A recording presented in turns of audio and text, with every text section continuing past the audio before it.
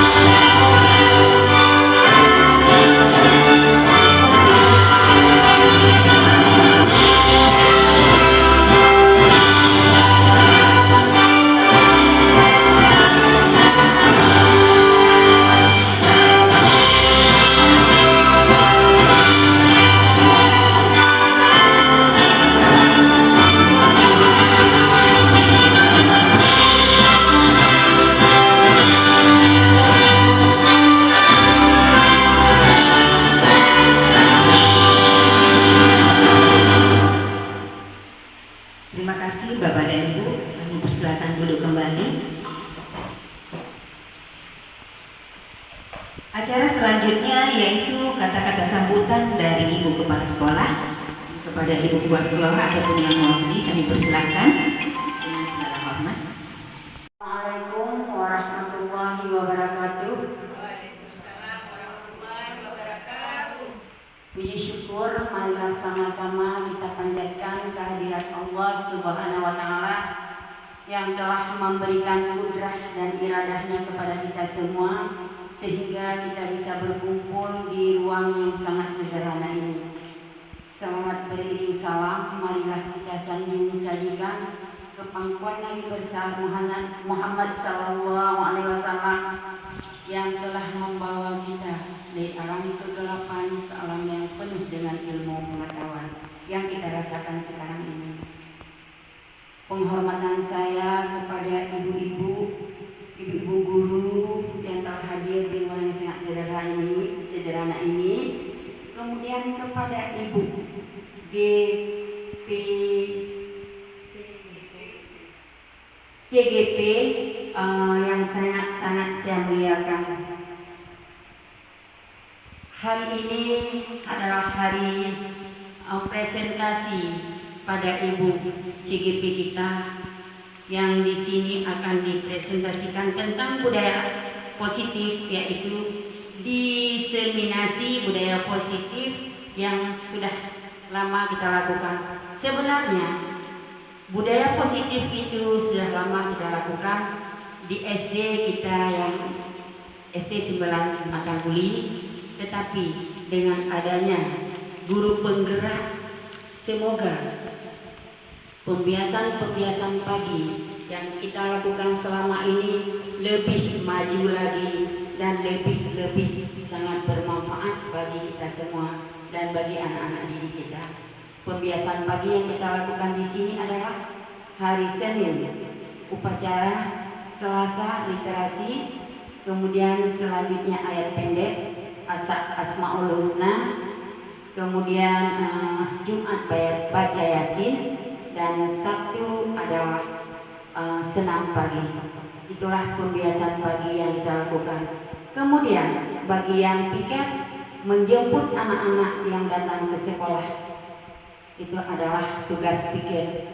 Kemudian selanjutnya semoga dengan adanya guru penggerak di sekolah kita pembiasan pagi selama ini adalah kita lakukan menjadi lebih baik lagi dan sangat baik.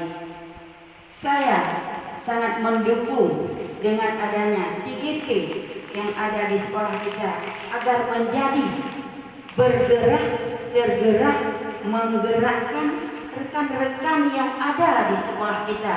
Semoga menjadi sekolah yang berintegritas, sekolah yang sangat baik yang kita idam-idamkan. Kemudian guru penggerak adalah pemimpin pembelajaran yang mendorong tumbuh kembang murid secara holistik dan aktif dalam mengembangkan pendidik lainnya untuk mengimplementasikan pembelajaran yang berpusat pada murid. Semoga guru-guru penggerak kita, guru-guru hebat kita menjadi guru-guru yang sangat hebat ke depannya, dan akan tahun depan akan ada lagi guru-guru penggerak kita yang lulus. Hanya ini yang dapat saya sampaikan. Semoga guru penggerak membawa guru kita di sini bergerak, tergerak dan menggerakkan. Hanya itu, lebih dan kurang saya mohon maaf. Wabillahi taufiq wal hidayah. Wassalamualaikum warahmatullahi wabarakatuh.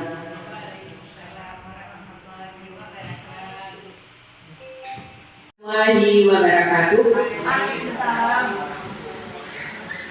Puji dan syukur mari sama-sama kita panjatkan kehadirat Allah Subhanahu wa Ta'ala, di mana pada hari ini kita masih diberi kesempatan, kesehatan, sehingga kita bisa berkumpul di ruangan yang sederhana ini guna membersamai saya dalam menjalankan tugas CGP saya dalam modul 1.2, yaitu budaya positif.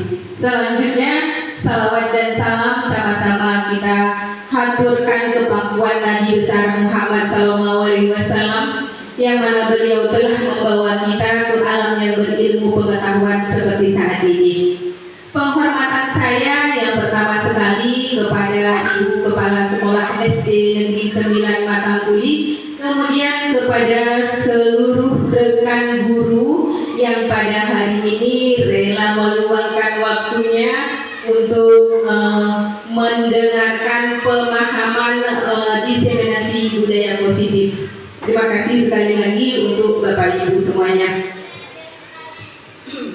Baik Bapak Ibu, kira-kira Bapak Ibu masih semangat untuk mengikuti acara pemahaman ini, atau kita lakukan ice breaking dulu? Boleh ya Bapak Ibu ya, kita ice breaking dulu.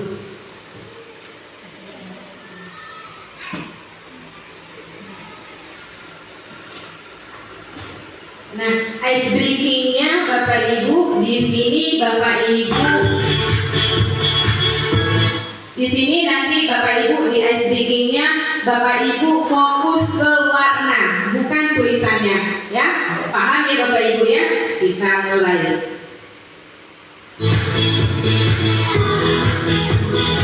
Ayo sebutkan Bapak Ibu, jangan fokus ke tulisan tapi ke warnanya. Disebutkan Ibu Bapak.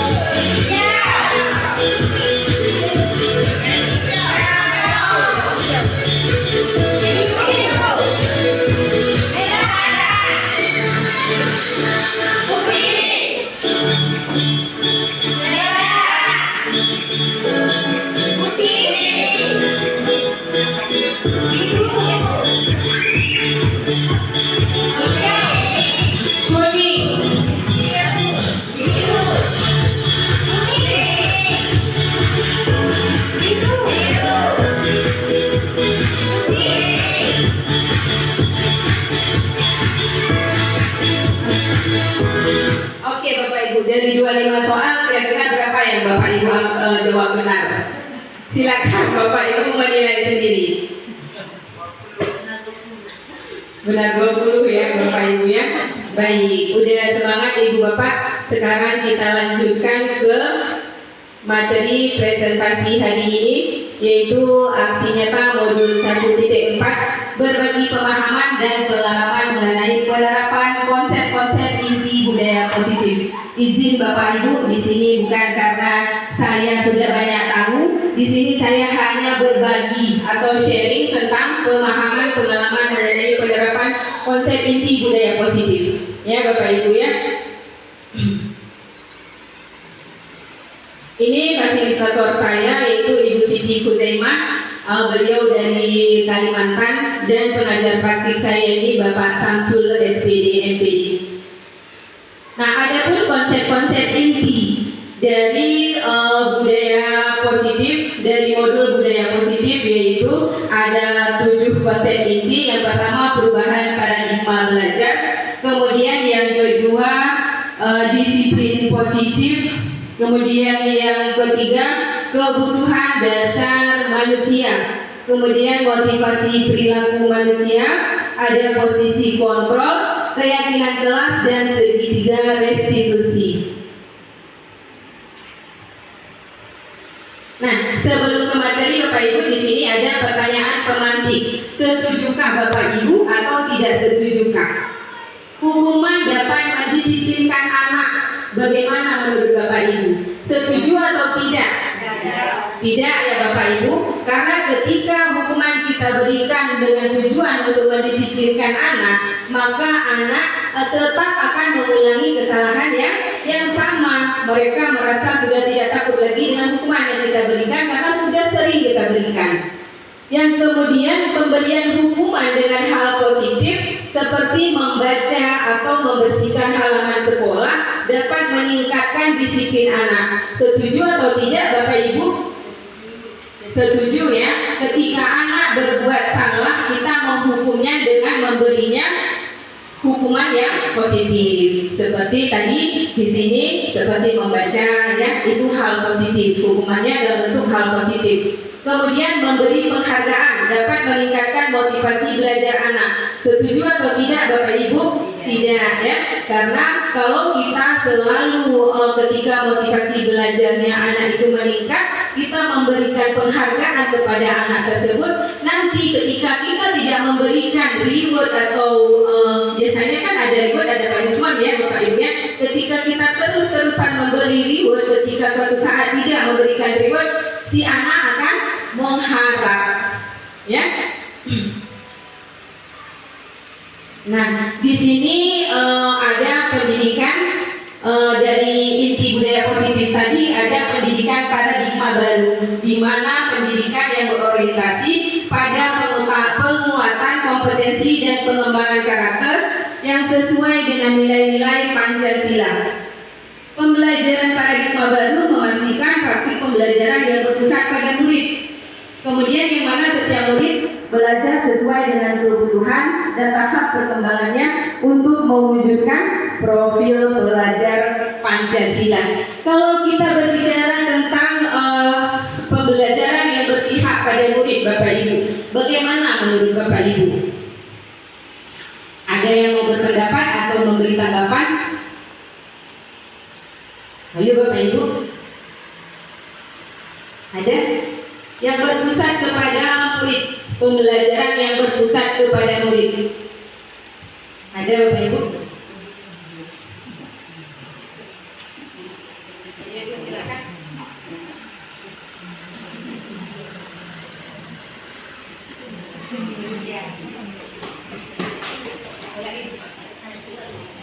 Pembelajaran yang berpihak pada murid. Silakan memberi tanggapan Bapak Ibu.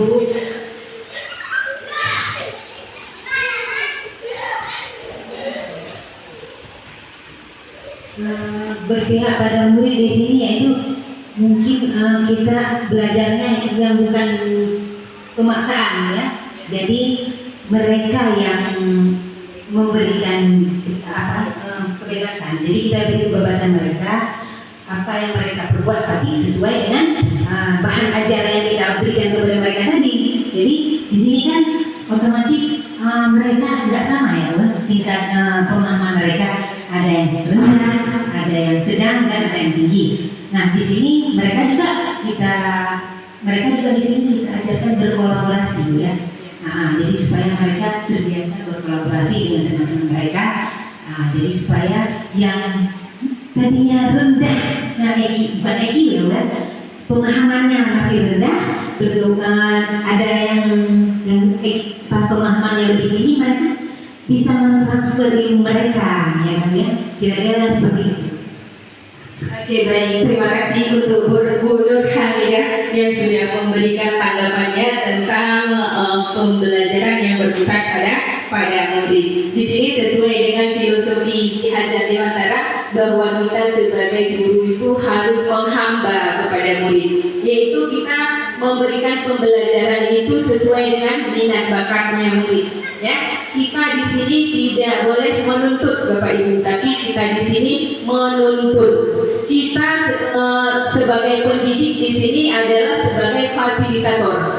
Ya, di pembelajaran yang berpusat pada murid ini adalah pendekatan pembelajaran yang menempatkan siswa itu sebagai pusat atau proses dari pembelajaran itu sendiri.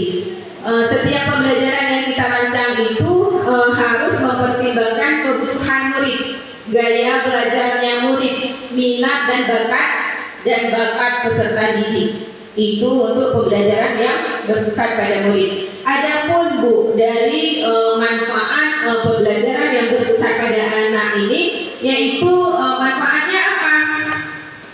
Anak-anak motivasi belajarnya akan meningkat.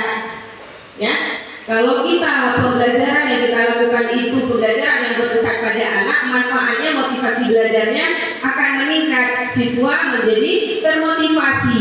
Kemudian mereka merasa pembelajaran itu menjadi relevan dan bermanfaat untuk dia. Kemudian meningkatkan kemampuan berpikir kritis. Ketika kita melakukan pembelajaran yang berpusat pada anak, mereka akan menerima manfaat, meningkatkan kemampuan berpikir kritis. Siswa di mana di sini melatih untuk menganalisis informasi. Kemudian mereka bebas mengeluarkan argumennya dan membuat keputusan. Sedangkan yang manfaat ketiga itu meningkatkan kemampuan berkomunikasi. Di sini siswa diajak bekerja sama, berdiskusi atau berkolaborasi seperti Bu Nur Hamidah jelaskan tadi. Kemudian meningkatkan kreativitas. Ya, anak-anak bebas mengeksplorasi ide-ide dari dirinya. Kita lanjut. Nah, semua dari pembelajaran berpihak kepada murid itu tadi untuk untuk mencapai profil pelajar Pancasila, Bapak Ibu. Di mana di profil pelajar Pancasila di sini ada 6 dimensi, yaitu beriman bertakwa kepada Tuhan yang Maha Esa dan berakhlak mulia. Profil pelajar Pancasila ini dirumuskan dengan tujuan untuk mencetak generasi muda yang memiliki pengetahuan, kemudian keterampilan dan nilai-nilai luhur sesuai nilai-nilai Pancasila. Beriman dan bertakwa, dimensi yang pertama ini menekankan pentingnya nilai-nilai moral atau nilai agama. Sedangkan untuk dimensi yang kedua, kebinekaan global itu dimensi yang menumbuhkan menghargai keragaman. Kan kita beda-beda ya Bu ya, beda suku, tapi si anak di sini dilatih untuk bisa menghargai perbedaan tersebut. Kemudian yang ketiga, bergotong royong. Di sini si anak ditekankan untuk bisa bekerja sama, kemudian untuk mencapai tujuan. Ya, bergotong royong, bekerja sama untuk mencapai tujuannya. Kemudian ada dimensi mandiri. Di sini mendorong belajar untuk lebih inisiatif, tanggung jawab, percaya diri, itu masuk di dimensi mandiri. Sedangkan di dimensi bernalar kritis yang mengembangkan kemampuan berpikir kritis di peserta didik kita. Kemudian diharapkan dia bisa menganalisis, bisa mengevaluasi, kemudian mengambil keputusannya sendiri. Sedangkan untuk yang kreatif, di sini peserta didik didorong untuk lebih kreatif dan inovatif. Itu tadi profil pelajar Pancasila dengan ke-6 dimensinya.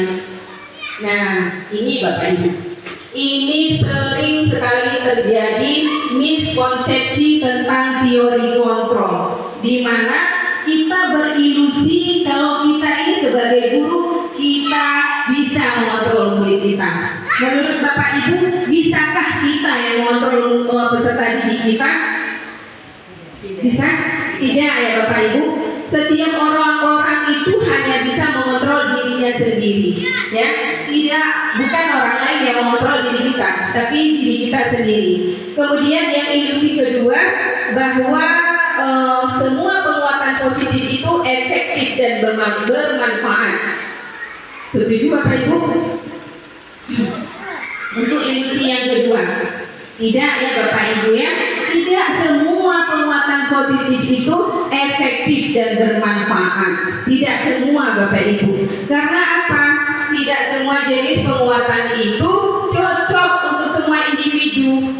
Ibu ini begini, anak ini begini. Tentunya tidak ilusi ini. Semua penguatan positif itu tidak efektif dan bermanfaat. Karena tidak semua orang kita sama. Nah, kemudian untuk ilusi bahwa kritik dan membuat rasa bersalah mampu menguatkan karakter. Iya, tidak ya Bapak Ibu ya. Ketika kita memposisikan diri kita sebagai si pembuat rasa bersalah, si anak akan merasa disakiti. Yang terakhir, ilusi bahwa orang dewasa berhak memaksa. Kita sebagai peserta didik, kita berhak memaksa peserta didik kita. Benar itu Bapak? Tidak. Ya, di filosofi Ki Hajar Dewantara kita di sini menuntun tidak menuntut. Ya Bapak Ibu, jadi kita tidak berhak untuk memaksa. Kita lanjut. Nah, di sini ada mengubah paradigma stimulus respon ke pendekatan teori kontrol. Kita lihat Bapak Ibu, di stimulus respon, realitas atau kebutuhan kita sama. Sedangkan di teori kontrol, realitas kebutuhan kita berbeda. Jelas sekali berbeda Bapak Ibu sesuai dengan teori kontrol. Karena kita manusia, kebutuhan kita tentunya berbeda-beda. Kemudian semua orang melihat hal yang sama. Di teori kontrol, setiap orang memiliki gambaran yang berbeda. Sesuai teori kontrol, tidak mungkin kita semua orang ini bisa menilai sesuatu yang sama, tetap berbeda ya Bapak Ibu ya. Kemudian di stimulus kontrol kita mencoba mengubah orang agar berpandangan sama dengan kita. Sedangkan di teori kontrol semua kita berusaha memahami pandangan orang lain tentang dunia. Tidak mungkin kita bisa mengubah pandangan orang supaya berpihak ke kita sama dengan pandangan kita.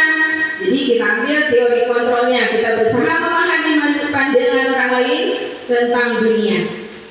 Stimulus respon selanjutnya, perilaku buruk dilihat sebagai suatu kesalahan. Di teori kontrol semua perilaku memiliki tujuan. Setiap yang dilakukan, misal anak kita berbuat kesalahan Bapak Ibu, itu pasti ada tujuannya. Makanya nanti di restitusi kita harus menstabilkan identitasnya dulu, kemudian baru kita validasi tindakan dia yang salah. Ini dia sesuai dengan teori kontrol. Kemudian orang lain bisa mengontrol saya. Di teori kontrol hanya Anda yang bisa mengontrol diri Anda sendiri. Tidak ada orang lain yang bisa mengontrol diri kita sendiri. Ya. Kemudian di stimulus respon, pemaksaan ada pada saat bujukan gagal. Di teori kontrol, kolaborasi dan konsensus menciptakan pilihan-pilihan baru. Jangan Bapak Ibu, ketika anak melakukan kesalahan tidak mempan dengan sudah kita bujuk-bujuk, kita memberikan hukuman. Ya, di stimulus kontrol kita harus berkolaborasi. Kita berbicara baik-baik apa masalahnya, kita validasi dulu tindakannya, kita stabilkan identitasnya. Kemudian satu lagi di stimulus kontrol, model berpikir menang atau kalah. Di teori kontrol, stimulus respon tadi model berpikir menang atau kalah. Di teori kontrol model berpikir menang-menang. Kita lanjut. Masuk ke disiplin positif Bapak Ibu. Kata disiplin tentu tidak asing ya Bapak Ibu kata disiplin. Menurut Bapak Ibu kalau kita berbicara disiplin itu berkaitan dengan apa Bapak Ibu? Waktunya. Ya, kalau berbicara disiplin tentu kita berbicara tentang ketepatan waktu. Ya, di sini dalam budaya kita makna disiplin menjadi sesuatu yang dilakukan seseorang pada orang lain untuk mendapatkan kepatuhan. Disiplin untuk memenuhi peraturan, ya kan? Nah, itu. Kemudian sebagai pendidik, tujuan kita menciptakan anak-anak yang memiliki disiplin diri sehingga mereka bisa berperilaku dan mengacu pada nilai-nilai kebajikan universal dan memiliki motivasi intrinsik bukan ekstrinsik. Baik, di sini di disiplin positif pendekatan dan mendidik dalam mendidik dan membimbing anak yang berfokus pada pengembangan karakter si anak, ya. Kemudian dan tanggung jawabnya tanpa kita terlebih dulu ketika anak tidak melakukan disiplin yang sudah diterapkan di sekolah sesuai peraturan sekolah, kita terlebih dulu memberikan hukuman, ya kan? Kita mengandalkan hukuman fisik dulu ataupun verbal. Kemudian tujuan utama dari disiplin positif itu sendiri untuk membantu anak belajar dari kesalahannya sendiri. Kemudian si anak bisa mencari solusi untuk perubahan lebih baik terhadap dirinya sendiri. Itu disiplin positif. Kita lanjut. Nah, disiplin positif itu cara penerapan disiplin yang bertujuan untuk menumbuhkan kesadaran si anak melakukan sesuatu tanpa mengharapkan imbalan dari kita. Tapi dia melakukannya karena dia meyakini nilai-nilai kebajikan dari disiplin itu sendiri, sehingga tidak perlu pemaksaan dari guru dia melakukan disiplin untuk dirinya sendiri. Bukan karena takut kepada kita pendidik Bapak Ibu, tapi karena nilai kebajikan dari disiplin yang sudah dia yakini itu sendiri sehingga dia melakukannya. Itu ya Bapak Ibu ya. Masuk ke kebutuhan dasar manusia. Di sini 5 kebutuhan dasar manusia Bapak Ibu. Yang pertama bertahan hidup, kemudian kasih sayang dan rasa diterima, ketiga penguasaan, keempat kebebasan, dan kelima kesenangan. Untuk yang poin pertama Bapak Ibu, ini yang paling dasar dulu. Kebutuhan dasar yang paling dasar sekali yang harus dipenuhi. Ya, kebutuhan hidup. Bagaimana tuh? Kenapa ini harus paling dasar dipenuhi? Karena ini adalah kita hidup memerlukan makanan. Kita hidup memerlukan tempat tinggal. Jadi ini yang paling utama. Kemudian kita hidup butuh kenyamanan. Udah. Sedangkan untuk kebutuhan kasih sayang Bapak Ibu, kita ataupun peserta didik kita merasa perlu dicintai oleh pendidik ya. Nah, kita sebagai pendidik itu mencintai peserta didik kita. Kemudian mereka merasa perlu dihargai. Kemudian untuk kebutuhan penguasaan itu sendiri adalah menguasai seperti peserta didik itu keinginan untuk mencapai tujuannya. Dia ingin menguasai keterampilan baru. Kita sebagai guru hanya memfasilitasi saja. Kemudian untuk kebutuhan kebebasan, di sini kita bebaskan murid kita untuk mengeksplorasi ide-idenya sendiri. Kemudian jangan kita kekang Bapak Ibu, tapi kita beri kebebasan ketika dia ingin berpendapat. Yang terakhir, kebutuhan kesenangan. Di sini Ibu Bapak biarkan mereka belajar dengan bakat dan minatnya sendiri. Jangan kita paksa, sesuaikan dengan kebutuhannya, kemudian membuat dia nyaman.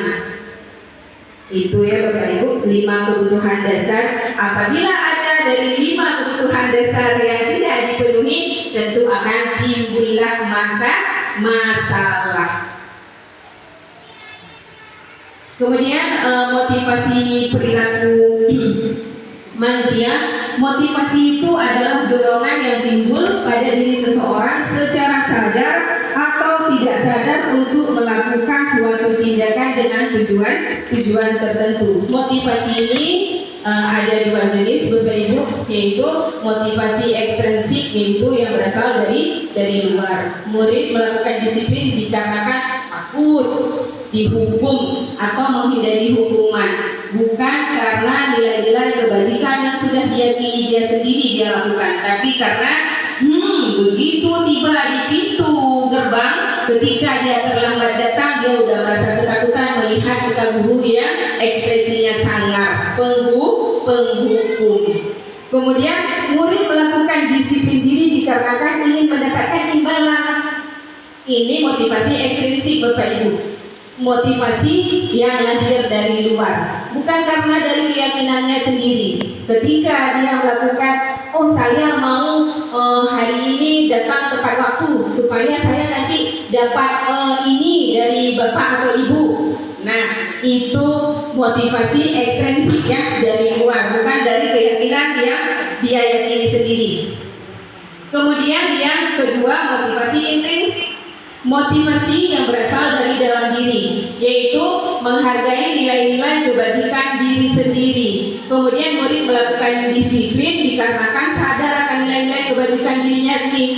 Yang saya jelaskan tadi Bapak Ibu, dia melakukan karena dia sudah meyakini, dia tahu nilai kebajikannya dan dia yakini. Jadi timbullah motivasi dari dalam dirinya sendiri untuk melakukannya tanpa ada paksaan dari orang lain atau ada tekanan dari orang lain. Ini konsep disiplin dengan identitas gagal. Ketika kita memberikan hukuman kepada peserta didik, apa Ibu yang dirasakan? Pasti menyakitkan ya. Kemudian yang dirasakan oleh peserta didik ketika kita memberikan hukuman tidak nyaman. Bahkan bisa jadi hari ini kita menghukum peserta didik, kita bisa jadi besok dia tidak berani datang ke sekolah. Kemudian nomor 3 itu hukumannya memaksa. Kita sudah tahu dia tidak mau melakukannya, tapi kita paksa. Kemudian murid jadi takut. Dari hukuman-hukuman kita itu murid menjadi takut. Kemudian murid menyembunyikan kesalahan. Ketika dia melakukan kesalahan karena takut akan kita peserta pendidik, sehingga dia menyembunyikan kesalahannya itu. Kemudian murid menjadi rendah diri. Ini yang paling bahaya Bapak Ibu. Selanjutnya penghargaan atau hadiah. Ini juga konsep disiplin dengan identitas gagal.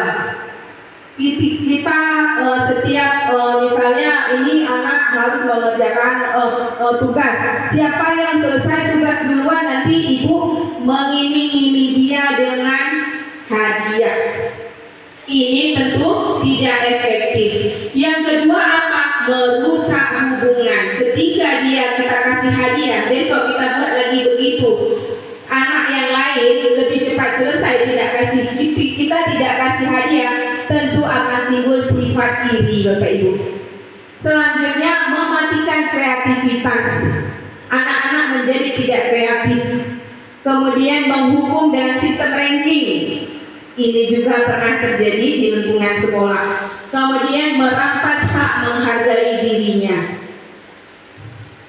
Selanjutnya konsep disiplin dengan identitas sukses. Kita lihat perbedaannya. Ketika ada anak-anak yang berbuat salah, kita tidak langsung menghukum, tapi kita memberikan konsekuensinya dulu. Ya, konsekuensinya dulu. Jangan langsung menghukum si peserta didik. Apa konsekuensinya? Satu, penguatan jangka pendek. Kita kasih jeda waktunya. Ini sudah melakukan kesalahan. Besok jangan dilakukan lagi. Nah, kedua, perlu memonitoring berkelanjutan. Ini konsekuensi bukan hukuman. Kita perlu sebagai pendidik memonitoring, mengawasi, ya. Kemudian kita adakan stimulus dengan respon. Selanjutnya murid menghormati peraturan. Kita arahkan murid untuk bisa menaati peraturan. Kemudian kehilangan waktu untuk merenungi kesalahan. Dari kesalahan yang dia buat itu, dia supaya bisa merenungi apa kesalahan yang sudah dibuat. Kemudian setelah kita kasih konsekuensi, baru kita restitusi. Nah, satu, murid setelah kita restitusi, murid akan lebih bertanggung jawab atas perilakunya. Dia akan belajar dari kesalahan yang dilakukan sehingga dia akan lebih bertanggung jawab. Yang kedua, fokus pada pemecahan masalah jangka panjang. Masalah yang sudah dibuat oleh anak tadi, kita restitusi dengan menstabilkan identitasnya, validasi tindakan yang salah, kemudian kita tanyakan keyakinan kelas sehingga anak bisa kita fokuskan untuk pemecahan masalah jangka panjang. Yang ketiga, murid menghormati dirinya dan orang lain. Karena ketika misalnya ada anak yang terlambat datang masuk ke kelas sedang terjadinya proses pembelajaran, tentu saja murid yang di dalam itu merasa tidak dihormati. Sudah Bapak Ibu. Yang ketiga, ada teori kontrol, dirinya memegang kontrol. Yang kelima, murid bersemangat untuk memperbaiki kesalahan. Karena kita tidak langsung menghukum, tapi kita tanyakan konsekuensi dan kita restitusi, jadi murid bersemangat. Ya. Nah, apa itu restitusi? Itu adalah diagram pemulihan Bapak Ibu, di mana ketika ada murid yang berbuat salah, kita merestitusinya dengan menstabilkan dulu identitasnya, memvalidasi tindakan yang salah, dan menaikkan keyakinan. Proses menciptakan kondisi bagi murid untuk memperbaiki kesalahan mereka, itulah restitusi. Ciri-ciri restitusi itu menguatkan dan fokus pada solusi, fokus pada karakter bukan tindakan, bukan menebus kesalahan namun belajar dari kesalahan, mencari kebutuhan dasar yang mendasari tindakan, kemudian kita buat tawaran bukan paksaan, kita mencari solusi di sini, kemudian memperbaiki hubungan dan menuntun untuk melihat ke dalam diri. Perbedaan, misal ada kasus murid terlambat datang ke sekolah. Perbedaannya hukuman, konsekuensi, dan restitusi. Ketika murid datang terlambat ke sekolah, di hukuman murid disuruh berdiri depan kelas selama 15 menit.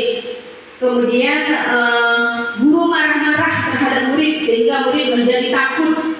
Murid disuruh menulis, saya tidak akan terlambat terlambat lagi sebanyak 100 kali. Itu hukuman ya Bapak Ibu, beda dengan konsekuensi. Sedangkan untuk konsekuensi ketika ada murid datang yang terlambat ke sekolah, guru memberikan konsekuensi untuk tetap berada di dalam kelas selama jam istirahat berlangsung. Jadi ketika istirahat, anak yang terlambat tadi tidak boleh keluar kelas karena dia terlambat datang ke sekolah tadi. Ini konsekuensi, beda dengan hukuman ya Bapak Ibu. Harus kita bedakan mana hukuman, konsekuensi, dan restitusi. Kemudian guru tegas dan siswa menghormati peraturan. Untuk restitusi, guru menanyakan keyakinan kelas dan dirinya. Kemudian guru membantu menyelesaikan masalahnya.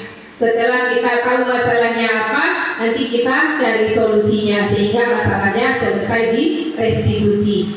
Kemudian guru terbuka dan siswa menghormati dirinya dan orang lain. Itu perbedaan antara hukuman, konsekuensi, dan restitusi.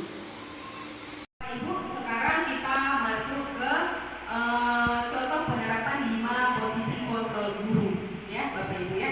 Sebelum kita masuk ke posisi kontrol guru, di mana di sini 5 posisi kontrol guru itu ada penghukum, ada pembuat rasa bersalah, kemudian ada teman, ada pemantau, dan posisi manajer. Sebelum kita melangkah lagi Bapak Ibu, sekarang coba Ibu introspeksi diri Bapak Ibu. Di posisi manakah kita berada? Apakah kita di posisi penghukum, di posisi pembuat rasa bersalah, di posisi temankah kita, di posisi pemantaukah kita, atau di posisi manajer kita? Oke, Ibu teman, ada yang lain Bapak Ibu? Ada yang lain? Ibu merasa berdiri Bapak Ibu itu di posisi di mana? Setelah Ibu Bapak mengintrospeksi diri Bapak, Ibu berada di posisi mana? Posisi penghukum kah? Manajer? Oke Bapak Ibu. Sekarang gini Bapak Ibu. Contoh, misal ada salah satu peserta didik kita yang datang ke sekolah terlambat. Yang terlambat Bapak Ibu bukan 1 hari saja, tapi berhari-hari, berkelanjutan terlambatnya. Apa reaksi Bapak Ibu ketika melihat siswa kita yang terlambat? Ada kadang kita Bu refleks Bu ya, kamu selalu yang terlambat, ini aja yang terlambat. Coba Ibu, bagaimana kalau Ibu sekiranya ada peserta didik kita yang terlambat datang ke sekolah? Menurut saya bukan kayak gitu cara nanyanya. Nah, kenapa kamu nak terlambat? Apa kamu terlambat? Kamu nak ya? Nah, jawabnya dia, Bu, saya tadi malam begadang Bu, main HP Bu. Oke, terima kasih Ibu. Untuk Ibu, bagaimana menurut Ibu jika ada peserta didik kita yang terlambat datang Ibu? Menurut saya ya, kalau misalnya ada murid kita yang sering terlambat, kita panggil dia di dalam ruangan, kita tanya, kenapa sering datang terlambat? Mungkin ada masalah di rumah. Oke Bapak. Oke Ibu, berarti sebelum kita memberikan tindakan ke anak yang terlambat datang tersebut, kita menanyakan dulu ya Bu ya. Kita mencari dulu kebutuhan dia itu apa, kebutuhan hidup dia itu apa. Kalau menurut Ibu, bagaimana Ibu? Kalau menurut saya, kita panggil anak ke tempat yang teristimewa, kita beri bimbingan. Dan kita tanya, kenapa terlambat kamu nak? Apa masalah yang terjadi? Terima kasih. Oke, terima kasih Ibu, sangat luar biasa ya pendapat dari Bapak Ibu. Oke, kalau menurut Ibu bagaimana? Kalau menurut saya Bu ya, saya panggil dulu anak itu secara sendiri, tanya apa kesalahannya di rumah. Kadang di rumahnya dia pagi-pagi antar kue ke warung, ada mau tidur kesiangan gitu. Oke, terima kasih Ibu. Luar biasa pendapat dari ibu-ibu bapak semuanya. Ibu bagaimana? Kalau menurut saya, kita panggil si anak tersebut ke ruang kepala sekolah atau ke ruang khusus, kita tanyakan kenapa si anak itu terlambat terus, sehingga anak itu mungkin ada permasalahan di rumahnya, menjaga orang tuanya sakit mungkin, ataupun ada pekerjaan lain yang harus dia kerjakan, karena kebutuhan. Mungkin keluarga yang ekonominya di bawah, sehingga dia harus bekerja larut malam mungkin, sehingga tidurnya juga larut. Besoknya ke sekolah terlambat. Anak tersebut itu dia terus yang terlambat. Itulah solusi kita. Ya, panggil anak tersebut, kita tanya, kemudian kita beri nasihat, kita tegur baik-baik. Itu saja. Baik Ibu semua, sungguh luar biasa pemahaman kita tentang 5 posisi kontrol kita sebagai guru. Nah, setelah tadi Ibu berpendapat, tentu Ibu sekarang sudah mengerti di posisi mana Ibu semua. Apakah di pembuku kah, di pembuat rasa bersalah kah, atau teman, pemantau, dan manajer. Saya rasa di sini guru-guru SD Negeri 9 sungguh sangat luar biasa. Padahal saya belum sampai ke restitusi Bapak Ibu, tapi Bapak Ibu sudah menunjukkan restitusi itu sendiri. Oke, kita lanjut. Nah, ini dia Bapak Ibu contoh bagaimana penerapan 5 posisi kontrol tadi. Nah, Ibu Bapak, kenapa tadi ketika ada siswa yang terlambat datang ke sekolah, kita melakukan pertanyaan dulu? Itu kenapa? Karena kita harus menggali dulu kebutuhan dasar manusia. Tadi kan sudah ada sedikit penjelasan tentang kebutuhan dasar manusia, di mana kebutuhan dasar manusia itu ada 5. Yang pertama yaitu bertahan hidup. Semua orang perlu bertahan hidup, perlu makan, perlu tempat tinggal ya Bapak Ibu ya. Kemudian kasih sayang. Saya rasa peserta didik kita perlu kasih sayang. Kemudian juga ada penguasaan, kemudian kebebasan, kemudian kesenangan. 5 kebutuhan hidup ini harus terpenuhi Bapak Ibu. Apabila ada salah satu dari kelima kebutuhan dasar manusia ini tidak terpenuhi, saya rasa ini akan terjadinya masalah, akan terjadinya sesuatu. Nah, disinilah peran kita sebagai guru untuk menerapkan 5 posisi kontrol tadi. Nah, posisi kontrol yang pertama yaitu penghukum. Ini biasanya Bapak Ibu terjadi secara tiba-tiba. Apabila ada siswa tiba-tiba berbuat kesalahan, kita kamu ini bersihkan halaman sekolah. Itu terjadi tiba-tiba. Refleksitas kita sebagai guru itu banyak terjadi Bapak Ibu ya. Nah, kemudian cara kita untuk menyikapi peserta didik kita ketika ada bermasalah itu, jangan kita langsung menghukum sebenarnya, ya kan? Biasanya untuk karakteristik guru yang di posisi penghukum ini nampak dari ekspresi mukanya itu sudah sangar. Ya tidak Bapak Ibu? Ya. Nah, kemudian yang kedua yaitu pembuat merasa bersalah. Biasakan kita pernah, berapa kali sih Ibu sudah bilang ke kamu, Ibu merasa kecewa sekali sama kamu. Nah, kata-kata ini Bu, ini masuk ke dalam pembuat rasa bersalah. Rasa bersalah ini, si pembuat rasa bersalah ini, posisi ini sungguh sangat menyakitkan Bu untuk peserta didik kita. Ya Bu ya, karena ini mematikan karakternya Bu, mematikan karakter si anak. Kemudian kita memang si pembuat rasa bersalah ini kita biasanya manipulatif Bu, ya kita nggak kelihatan sangar, nggak kelihatan marah-marah Bapak Ibu, manipulatif. Kita menggunakan bahasa yang sopan, yang santun, tapi menggigit, sehingga inilah yang menghancurkan karakter si anak. Nah, posisi ini itu membuat si anak merasa sangat bersalah. Posisi ini yang paling menghancurkan. Kemudian posisi yang ketiga yaitu posisi guru sebagai teman. Ini sungguh sangat menyenangkan Bapak Ibu, apalagi kita yang mengajarnya di kelas tinggi, di mana anak-anak beranjak di tingkat dewasa, itu bisa kita ajak sharing seperti teman ya Bapak Ibu ya. Tapi posisi ini ada sisi negatif dan positifnya. Negatifnya apa Bapak Ibu? Ketika anak ini berbuat kesalahan atau apa, maka dia tidak akan lain. Dia akan mendengarkan guru yang dianggapnya sebagai teman. Nah, itu dia yang negatifnya, tidak mau mendengarkan guru yang lain. Dia hanya mempercayakan kepada guru yang sudah dianggapnya sebagai teman. Ya. Kemudian posisi keempat yaitu pemantau. Nah, untuk posisi ini adalah posisi di mana guru mengawasi. Ya kan, Bu? Posisi ini berada di tengah-tengah. Posisi ini berada di tengah-tengah, dia hanya mengawasi, tapi posisi ini dia bertanggung jawab.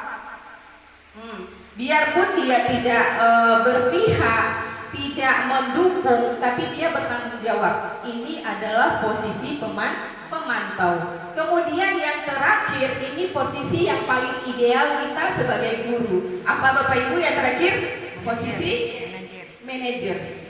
Ya, posisi manajer inilah yang luar biasa, sangat ideal untuk kita sebagai pendidik.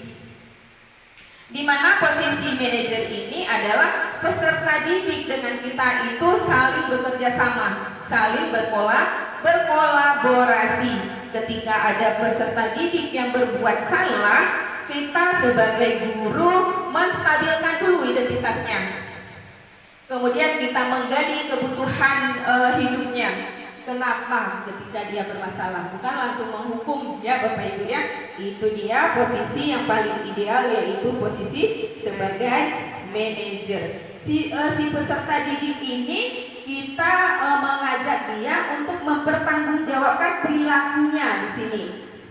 Nah, kemudian kita ajak dia berdialog, kita tanya sama dia, atau kita stabilkan identitasnya. Kita gali juga kebutuhan dasar hidupnya itu apa, kenapa sehingga terjadi masalah. Nah, itu dia posisi si manajer. Kita lanjut. Nah, di sini Bapak Ibu posisi, kalau kita baca dari kalimat yang terpampang di slide PPT saya, kita baca di situ, kamu tidak pernah benar melakukannya. Ini posisi kontrol apakah aku? Kita sebagai pendidik berada di posisi kontrol yang mana Bapak Ibu? Penghukumkah sesuai dengan kalimatnya? Kita sebagai pembuat rasa bersalahkah? Teman, pemantau, atau manajer Bapak Ibu? Coba Bapak Ibu dipahami dulu kalimatnya. Kamu tidak pernah melakukannya. Pembuat rasa bersalah. Oke, kita simpan Bapak Ibu. Kemudian kalimat yang kedua, saya kecewa sekali dengan kamu. Ini posisi apa kita sebagai guru? Rasa bersalah. Pembuat rasa bersalah. Oke. Selanjutnya ada posisi kontrol yang ketiga. Apa rencanamu untuk menyelesaikan masalah ini? Manajer ya Bapak Ibu. Oke, sudah paham ya Bapak Ibu ya, di mana posisi kita sebagai pendidik. Oke, next. Nah, sekarang Bapak Ibu, saya mau nanya dulu, Bapak Ibu sebelum ke kelas baru, Bapak Ibu ada nggak membuat peraturan kelas kah, tata tertib kelas kah, kesepakatan kelas kah, atau keyakinan kelas kah? Biasanya Bapak Ibu menggunakan kata-kata yang mana? Keyakinan kelas atau peraturan kelas?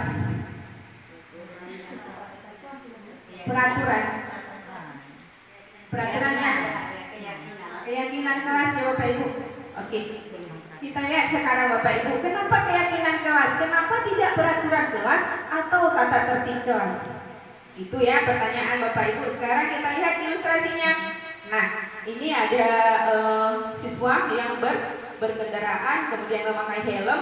Kemudian pertanyaannya, mengapa kita memiliki aturan memakai helm pada saat naik kendaraan bermotor roda 2 atau motor? Kenapa Bapak Ibu kita harus menggunakan helm saat berkendaraan? Nilai kebajikan apa yang kita ambil dari kalimat tersebut Bapak Ibu? Untuk apa kita memakai helm saat kita mengendarai? Keselamatan ya Bapak Ibu ya. Berarti nilai kebajikan dari kalimat ini adalah keselamatan. Kemudian yang kedua, mengapa dilarang merokok di sekolah? Nilai kebajikannya apa kira-kira Bapak Ibu?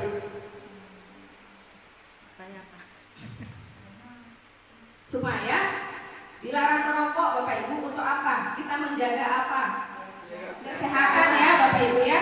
Oke, yang tadi pertama nilai kebajikannya keselamatan, yang kedua nilai kebajikannya kesehatan.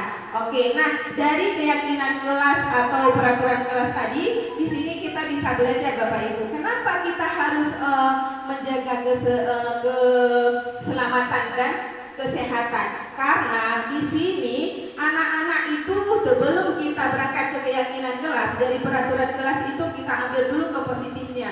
Kenapa kita harus memakai helm? Yang dia yakini itu apa? Bukan memakai helm karena menaati peraturan Bapak Ibu, tapi dia harus meyakini nilai kebajikannya, yaitu untuk menjaga keselamatan dirinya sendiri. Ketika si anak sudah meyakini bahwa dia menggunakan helm itu bukan untuk menaati peraturan, tapi untuk menjaga keselamatannya sendiri, maka itu akan berkelanjutan dilakukan, Bu.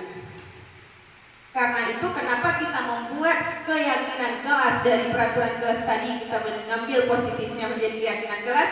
Setelah anak-anak meyakini apa yang sudah disepakati, sehingga itu bisa terjadi berkelanjutan. Begitu juga di posisi nilai kesehatan tadi.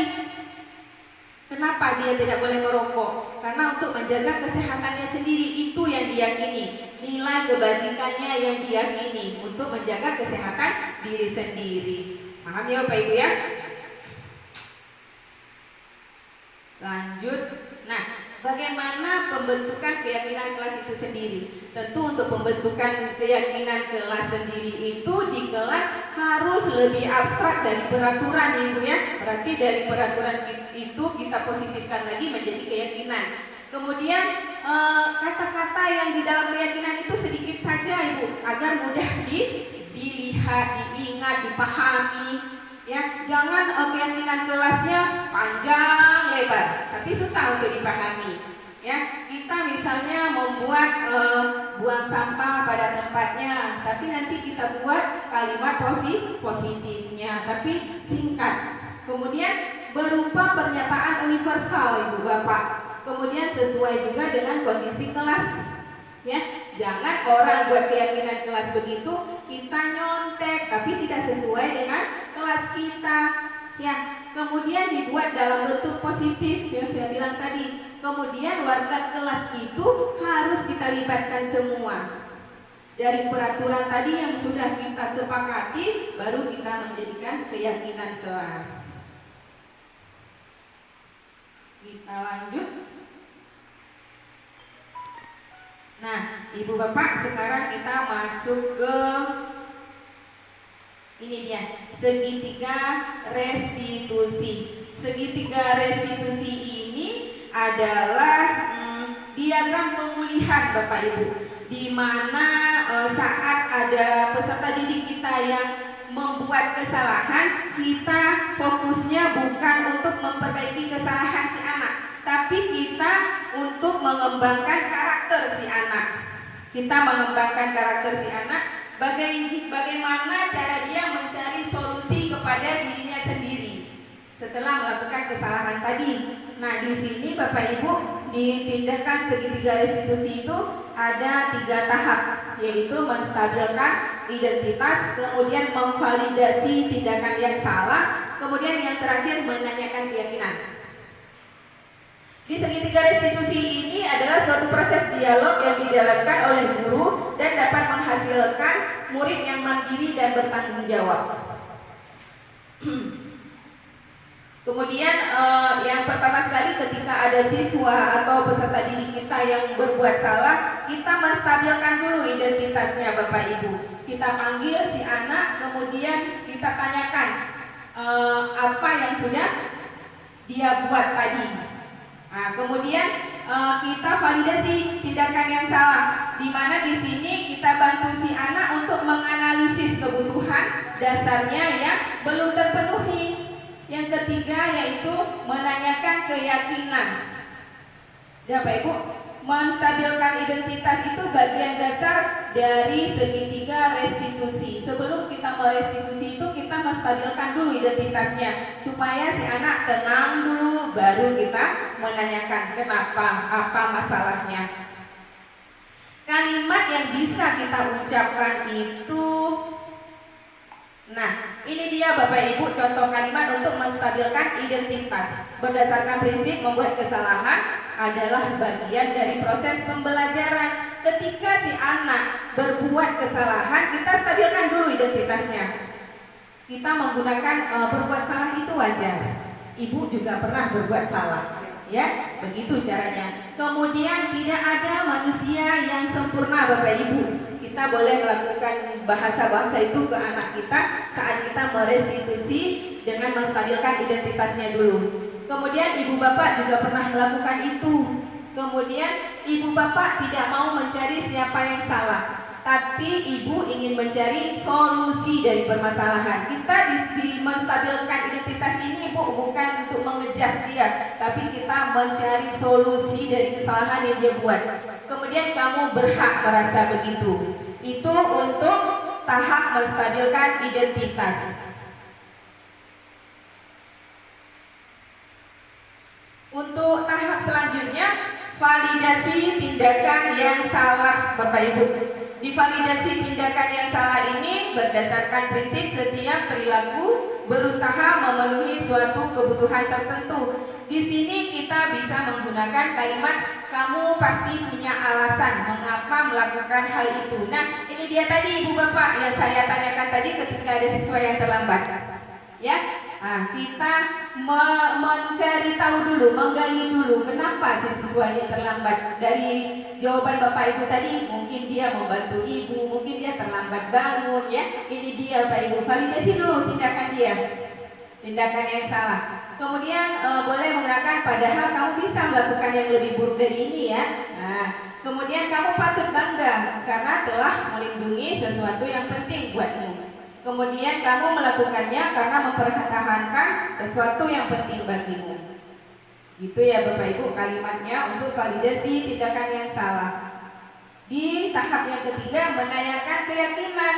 Nah ini dia Bapak Ibu. Kan kita sudah buat tadi keyakinan kelas, ya, yang sudah disepakati oleh seluruh warga sekolah. Ini dia yang harus kita tanyakan ketika murid sudah berbuat kesalahan, sudah kita stabilkan identitasnya, sudah kita validasi tindakan dia yang salah, kita tanyakan keyakinan yang sudah disepakati bersama. Berdasarkan prinsip teori kontrol bahwa pada dasarnya kita termotivasi secara intrinsik, artinya kita motivasinya dari dalam diri sendiri ya Bu ya. Nah, di sini kita menanyakan apa keyakinan kelas kita. Kita kan setiap kelas berkeyakinan kelas. Kemudian nilai-nilai apa yang telah disepakati bersama. Seperti apa gambaran sebuah kelas yang ideal menurut kamu? Kamu ingin menjadi orang yang seperti apa? Ini bisa kita lakukan di tahap menanyakan keyakinan kelas.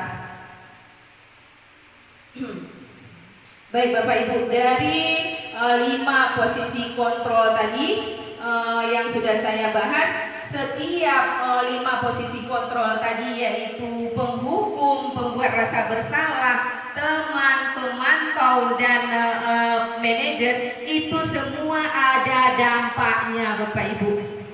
Apa dampaknya Bapak Ibu ketika kita berada di posisi penghukum? Ada yang bisa memberi tanggapan Bapak Ibu? Apa dampak dari kita sebagai pemberi hukuman? Oke Bapak Ibu, ketika kita menjadi posisi penghukum, maka dampaknya anak itu saya rasa pasti akan mengulangi kesalahan yang sama. Ya kan Bapak Ibu ya? Selalu dia terlambat, selalu kita memberi hukuman. Tentu saja dia sudah biasa hukuman itu, ya Bapak Ibu ya. Nah itu berarti ini juga tidak efektif karena dia akan mengulang kesalahan yang sama. Kemudian dampak untuk posisi si pembuat rasa bersalah. Kalau di sini anak akan merasa rendah diri, menjadi mental kerupuk, ya, mentalnya lemah. Ini dia yang terjadi dampak dari posisi si pembuat rasa bersalah. Kemudian untuk dampak posisi teman. Dampak posisi dari teman ini, anak akan ketergantungan terhadap guru yang dianggapnya sebagai teman tadi.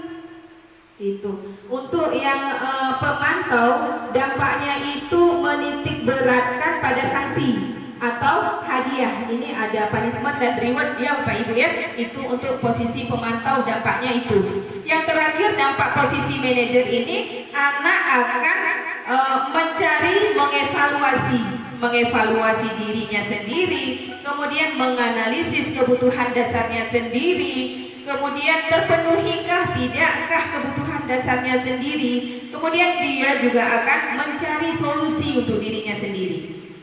Itu dampaknya. Dari kelima dampak ini, yang mana yang paling menonjol, yang mana yang paling luar biasa dampaknya? Manajer ya Bapak Ibu ya. Nah, kita diharapkan sebagai pendidik bisa berada di posisi manajer. Bisa ya Bapak Ibu ya? Insya Allah. Kemudian di sini Bapak Ibu ada contoh video restitusi.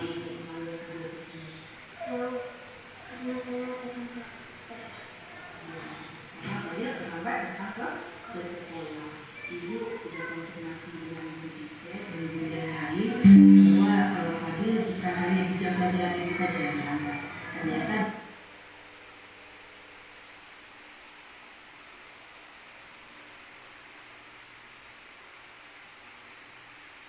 kenapa yang dipanggil ke sini? Karena saya Fadil terlambat datang ke sekolah. Ibu sudah konfirmasi dengan Bu Tiket dan Bu yang lain bahwa Fadil bukan hanya di jam pelajaran itu saja yang terlambat. Ternyata di jam pelajaran lain pun Fadil terlambat juga ke sekolah. Nah, Ibu mau tanya, tahu alasan Fadil kenapa terlambat ke sekolah? Bangunnya kesiangan. Oke, dia bangunnya kesiangan.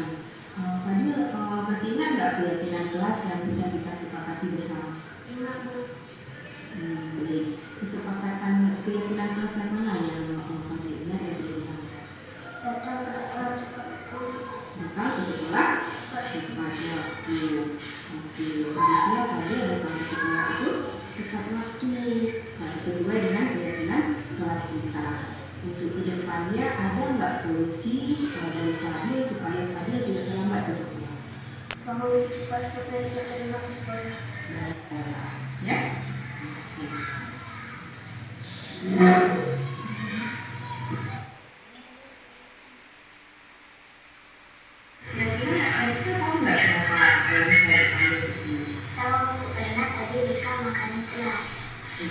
Makan di kelas yang Rizka lakukan tadi di saat jam pelajaran berlangsung itu perbuatan benar atau salah? Salah ya.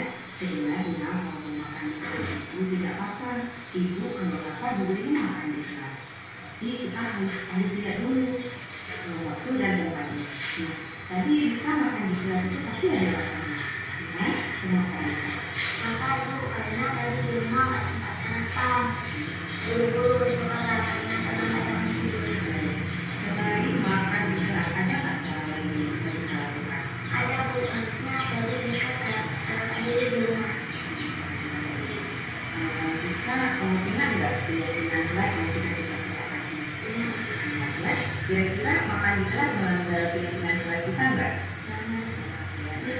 Kira-kira keyakinan kelas yang mana yang salah? Tidak makan di kelas saat jam pelajaran. Tidak makan di kelas saat jam pelajaran itu kita. Nah, untuk kedepannya apa yang harus kita perbaiki supaya kita tidak makan lagi di kelas? Tidur cepat dan lebih awal supaya sempat sarapan di rumah. Baik, jadi siapa akan perbaiki? Besok dan di sini ya. Nah, Ibu berharap nanti kedepannya Rizka akan menjadi anak yang lebih disiplin lagi dan taat pada. Nah, pasti bisa ya Rizka ya? Jadi, oke terus.